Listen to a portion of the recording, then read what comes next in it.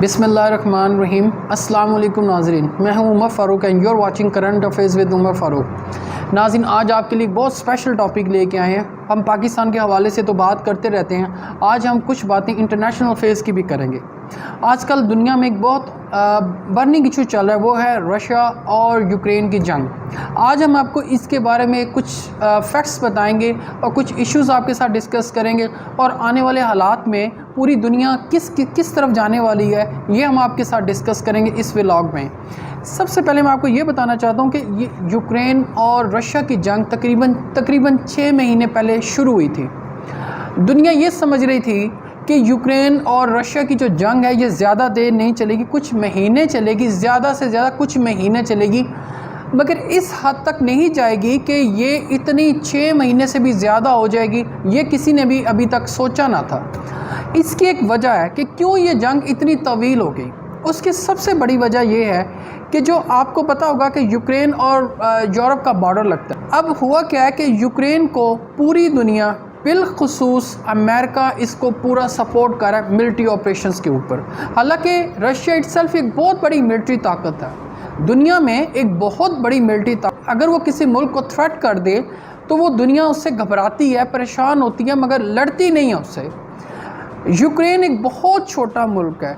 अब इतनी लंबी इस मुल्क के लिए जंग लड़ना, इससे पहले मैं आपको बताता हूँ, आर्मीनिया और अज़रबैजान की जंग हुई थी और अज़रबैजान उसके आगे कुछ भी नहीं था, मगर इसके बावजूद कुछ महीनों की या कुछ हफ्तों की जंग हुई और वो जंग अज़रबैजान जीत गया, सुलह हो गई, जो इलाका उनको चाहिए था वो उन्हें मिल गया और जंग। अब ये बहुत बड़ी जंग हो रही है, यहाँ पर यूक्रेन को अमेरिका और यूरोप पूरा मिलिट्री सपोर्ट कर रहा है, वो उसको असला दे रहा है। हालांकि कुछ इलाके रशिया ने कब्ज़ा कर लिया हुआ यूक्रेन के ऊपर, मगर इसके बावजूद भी ये जंग जारी है। मैं हैरान हूँ कि ये कैसे मुकाबला करें। रशियन सदर व्लादिमीर पुतिन और जो यूक्रेन के सदर है ज़ेलेंस्की, इनकी बहुत बड़ी इनका माइंडसेट है। मैं हैरान हूँ कि चले व्लादिमीर पुतिन तो एक बहुत बड़ा बैकग्राउंड है, मगर ज़ेलेंस्की का कोई इतना बैकग्राउंड नहीं था पॉलिटिकल हवाले से। वो एक काम करता था एक टीवी शो में और उसके बाद वो एक प्रेसिडेंट बना, मगर आपकी उस बंदे की लॉयल्टी को, उस बंदे की लॉयल्टी को वैसे आफरीन है कि वो बंदा यहाँ पर डट के खड़ा है, मगर वो भागा नहीं। बड़े मजबूत असाब साबित हुए उस बंदे के। आपको याद होगा कि पिछले साल अगस्त में ही तालिबान ने कब्ज़ा कर लिया था पूरे अफगान काबिल के ऊपर। अशरफ गनी भाग गया था, हालांकि पख्तून था और पख्तून बड़े बहादुर होते हैं, मगर शायद वो भी ये बोझ बर्दाश्त ना कर सका। मगर ये बंदा अपने मुल्क में मौजूद है, वहाँ पर दुनिया के सदूर भी आ रहे मिलने के लिए, कैफ में उनका जो कैपिटल है, मगर वो बंदा भागा नहीं। वो बंदा अपनी कौम के साथ खड़ा रहा और ये उसका खड़े होने का सबूत ये है कि उसकी कौम भी अब तक खड़ी हुई है। वो जंग पूरी तरह हारे नहीं है, वो अभी जंग जारी है क्योंकि अमेरिका पूरा उसको सपोर्ट कर रहा है। रशिया को इस जंग में बहुत सारी धमकियाँ दी गई पूरी दुनिया की तरफ से। अमेरिका, यूरोप बहुत बड़ा है, आपको पता है, बहुत बड़ी बड़ी धमकियां दी गई। हम आपके साथ ये कर देंगे, इक़्तिसादी पाबंदियां लगाई भी गई, मगर व्लादिमीर पुतिन अपने वर्ड के ऊपर उसने स्टैंड लिया। उसने कहा आप जो मर्ज़ी कर लें, मगर मैंने ये जंग करनी है। बड़ी धमकियाँ लगी, जंग शुरू हो गई, जंग जारी रही और रशिया के ऊपर पाबंदियाँ लगनी शुरू हो गई। डॉलर्स की फॉर्म में, उनके एसेट्स की फॉर्म में, उनके जो बिजनेसमैन थे उनके ऊपर, मुख्तलिफ एस्पेक्ट्स में उनके ऊपर पाबंदियाँ लगती गईं। मगर आफरीन है कि व्लादिमीर पुतिन के ऊपर भी कि उसने वो जंग का ये मैं कंटिन्यू करूँगा। अब बहुत बड़ा ये जो रशिया है, आपको पता है कि ये बहुत बड़ा इक़्तिसादी मुल्क है। इसमें ये तो बहुत ज़्यादा इनके पास रिच नेचुरल रिसोर्सेज हैं, जिसमें oil and gas top of the list है, और वीट है, गंदम जिसे आप कहते हैं, वो भी इनका बहुत बड़े एक्सपोर्टर्स हैं। इसके बावजूद कि ये सब कुछ इनके पास मौजूद था, मगर दुनिया की धमकियाँ चलती रही, पाबंदियाँ लगती रही। अब इन्होंने काउंटर अटैक क्या किया। व्लादिमीर पुतिन ने कहा ठीक है, अगर यूरोप या बाकी दुनिया हमसे कोई चीज़ लेना चाहती है तो वो हमारी अपनी करेंसी जिसका नाम रूबल है उसमें ही हमें अदायगियाँ करेंगे। अब यूरोप पूरे को तकरीबन ये रशिया गैस देता है। अब यहाँ पर प्रॉब्लम शुरू हो गया कि जंग तो चलो चल ही रही थी, मगर जो ये सोच के बैठे हुए थे पूरी दुनिया के एक स्पेसिफिक एरिया कि यार ये क्या हुआ है हमारे साथ, یہ تو وہ ایکسپیکٹ نہیں کرتے، وہ انڈر ایسٹیمیٹ کر کے اس بات کے اوپر اس نے کہا گیس لینی ہے، پیٹرول لینا، جو لینا آپ نے ہمیں روبل میں ادائیگیاں کرنی ہیں تو یہ ملنا ہے۔ مگر اب کیا ہوا، پہلے تو ان کو انکار کر دیا یورپ نے، اب اس سے پوری دنیا کی معیشت ہلنا شروع ہو جاتی ہے، پوری دنیا کی معیشت، کیونکہ گیس ہے وہ مہنگی ہو رہی تھی، پیٹرول ہے تو وہ مہنگا ہو رہا تھا دنیا میں، کیونکہ جنگ چل رہی تھی، اوپر سے پابندیاں لگ رہی تھیں۔ اب یورپ نے کہا نہیں ہم تو آپ کو نہیں دیں گے، انہوں نے کیا کیا، گیس کم کرنی شروع کر دی، گیس کم کرنی شروع کر دی۔ مگر جب گیس کم ہوئی پھر یورپ والوں نے کہا یہ تو کام الٹی طرف چل پڑا ہے، انہوں نے کہا ٹھیک ہے we are ready to pay you in the roubles, وہ وہاں پر تیار ہو گئے اس بات کو یہ کہنے کے لیے کہ ہم آپ کو یہ ادائیگیاں کریں گے۔ امریکہ کو شاید یہ بات نہ پسند آئی، مگر یورپ نے سٹینڈ لیا کہ ہماری عوام، ہمارے ملک پہ مہنگائی کی شرح بڑھ رہی ہے۔ ناظرین آپ کو ایک بات بتاؤں، یہ ہسٹری میں پہلی دفعہ ہوا ہے، ہسٹری میں پہلی دفعہ ہوا ہے کہ جرمنی میں خاص طور پر، یورپ میں کئی ملکوں میں جو ان کی مہنگائی کی شرح ہے وہ 40% تک انکریز کر گئی ہے، یہ بہت بڑی شرح ہے۔ مثلا ان کا توانائی کا بحران اتنا زیادہ ہو گیا ہے کہ انہوں نے اپنے لوگوں کو گیس اور پیٹرول، خاص طور پہ گیس کو انہیں کا بڑا لمیٹڈ یوز کریں، بڑا لمیٹڈ یوز کریں اس گیس کو، تاکہ ہم اس کو سردیوں میں بچا سکیں کہ یہ سردیوں میں بھی مزید گیس کا بحران چل سکتا ہے۔ اور ایون یہاں تک کا ہے، میں کچھ دن پہلے سن رہا تھا کہ آپ لوگ اگر نہاتے ہیں وہ آپ کم کر دیں تاکہ پانی کم سے کم یوز ہو، گیس کم سے کم یوز ہو، ہم اس کو سیو کریں۔